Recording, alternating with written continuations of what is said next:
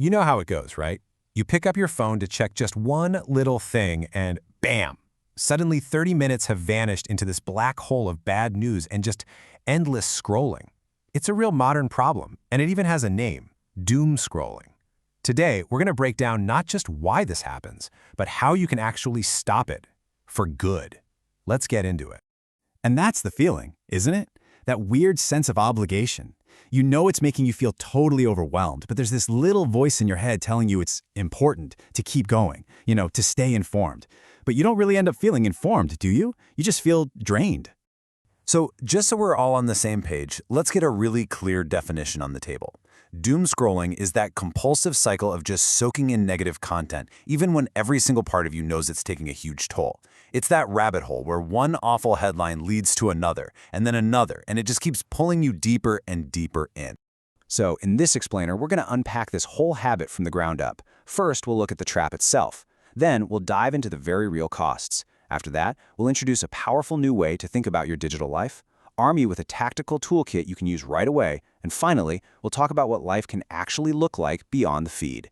Okay, so let's get right to the heart of it. If it feels so bad, why in the world is it so incredibly hard to just put the phone down? Is it really just a lack of willpower? And here's the most important thing you need to hear. No, it's not a personal failing. It's not your fault. As the computer scientist Cal Newport puts it, you're on the losing side of a lopsided arms race that you never even knew you were fighting. And that's because there are two incredibly powerful forces at play here. See, on one side, you've got your own brain. We are literally wired with something called a negativity bias. It's an ancient survival instinct to constantly scan for threats. It's what kept our ancestors from getting eaten. But on the other side, you have technology that has been specifically engineered to hack that instinct. Infinite scroll, auto-playing videos, algorithms that are designed to feed you outrage, they are all built to maximize the time you spend on their apps. So it's your ancient brain versus a modern supercomputer. It's a totally unfair fight. So we know it's a trap, but what's the actual cost of getting caught in it? I mean, this isn't just about wasted time. There are real, tangible impacts on our health and our well-being. And these effects, they don't just happen one by one. They actually build on each other in this vicious cycle. See, the constant exposure to threats keeps your brain in a state of high alert, and that leads to anxiety. Over time, that can lead to emotional fatigue or even numbness as your brain tries to protect itself. And that can create this sense of hopelessness, which then makes it harder to focus, and ultimately it leaves you feeling more isolated than ever before. And a huge part of this cycle happens right before we try to sleep. A study of medical students found that almost 92% of them use their phones at bedtime, and what's the #1 activity they're doing? You guessed it, social media. By a long shot too, making up almost 44% of that usage. Now I want you to just look at this number for a second. 33.92. What do you think that represents? It is a staggering figure, and it points directly to one of the most severe consequences of scrolling before bed. That's right. That same medical study found that using your phone for more than an hour before bed increases your risk of having poor sleep quality by nearly 34 times. 34! The blue light messes with your melatonin production, and it keeps your mind totally wired when it should be winding down. And the consequences don't just end when you turn off the screen. Oh no. This spills right over into the next day, leaving you with what researchers call daytime dysfunction. Almost 40% of people report feeling excessively sleepy. Others feel lethargic, irritable, and see their productivity just tank. It's a direct price you pay the very next day. Okay, so that's the problem. It is powerful, it's everywhere, and it has some really serious costs. But we're not here to just stare at the problem. The real question is, how do you fight back? How can you actually break this cycle and take back your attention? Well, the solution isn't about finding some new app or a simple life hack. It actually starts with something much deeper, adopting a whole new philosophy for how you even interact with technology in the first place. This brings us to Cal Newport's idea of digital minimalism.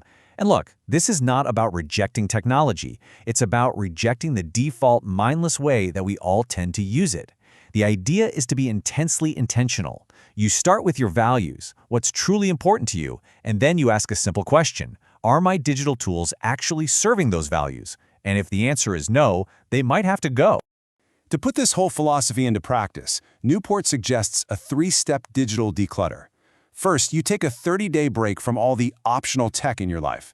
This part is crucial for breaking those old habits. Second, you have to actively fill that newfound time with high-quality, real-world alternatives.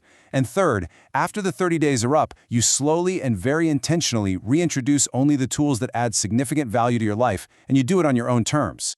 Now, a new philosophy is powerful for sure, but you also need practical tools you can start using right now, like today. So let's build out your tactical toolkit for winning this whole lopsided arms race. Here are some immediate actions you can take. First, just be aware. When you catch yourself doing it, literally say, "This is doom scrolling," out loud. It sounds silly, but it breaks the trance. Set timers for your news consumption, 15 minutes, that's it. Curate your feed ruthlessly. If an account makes you feel angry or helpless, mute it. Charge your phone outside of your bedroom, and create a go-to folder on your phone with apps that actually make you feel good. Okay, now here is a brilliant, slightly weird strategy from a Reddit user that I absolutely love. It's called the friction method. The goal here isn't to block yourself, but to interrupt the mindless, automatic nature of the habit. So, the moment you feel that little twitch to scroll, you follow these steps. Volume all the way down. Lock the screen orientation. Then, physically flip your phone completely upside down. The whole point is that the sheer awkwardness of a silent, inverted feed forces you out of autopilot. It creates this one little moment where you have to make a conscious choice. Do I really want to be doing this right now? For a more structured approach, we can actually borrow a concept from therapy called habit reversal training. It's often used for things like nail biting, but the principle is absolutely perfect for doom scrolling. The core idea is simple: replace the problem behavior with something else. So, when you feel that urge to pick up your phone and scroll, you interrupt it with a pre-planned physical action. It could be something as simple as squeezing a stress ball, or clenching and unclenching your fists, or just taking 3 slow, deep breaths.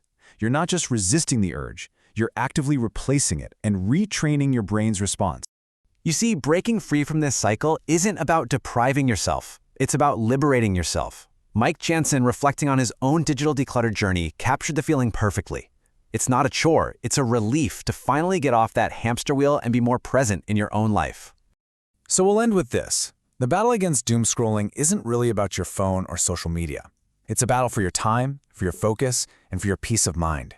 Because ultimately these things, your time, your focus, your peace, they have immense value. So the final question we'll leave you with isn't just how to stop scrolling, but something much, much bigger. What is your attention truly worth?